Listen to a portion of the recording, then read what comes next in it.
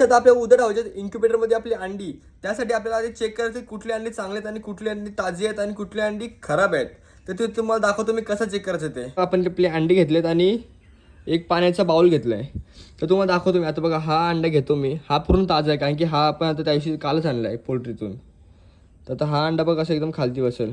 हा बघा हा कसं एकदम खालती बसला आहे ना, म्हणजे हा एकदम प्रॉपर ताजा आहे. असं आडवा बसायला पाहिजे तर तो ताजा आहे. आणि जर सरळ राहिला ना, दाखवतो आम्हाला सरळ पण राहिले अंडा. तर ही बघा ही जी आपली छोटी अंडी आहेत ना, तर ती आपल्या कोंबड्या आहेत कारण की आपल्या कोंबड्या जाम छोट्या आहेत ना म्हणून. म्हणजे फर्स्ट टाईम अंडी घालतात आपल्या कोंबड्या म्हणून त्यासाठी. आता ह्यातली अंडी कुठली खराब आहेत ना कुठली नाही बघू थांबा आपण.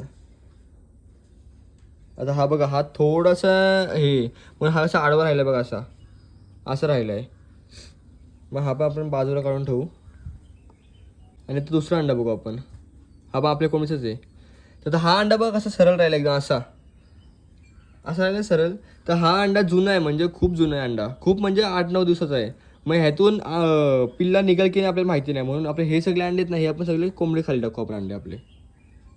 आता हा बघा हा आहे तिसरा अंडा. हा फक्त मी सरळ ठेवतोय.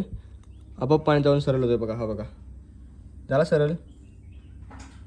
हे बघा ही अंडी सगळी चांगली आहेत आणि ही जी आपली आहेत ना ती लेट झालीत खूप जास्त. म्हणजे त्यांना 10-12 दिवस झालेत म्हणून ती झालीत खराब म्हणजे त्याच्यात गॅरंटी नाही की पिल्ला निघल की नाही. आणि यांच्यातून प्रॉपर गॅरंटी आहे की निघल म्हणून.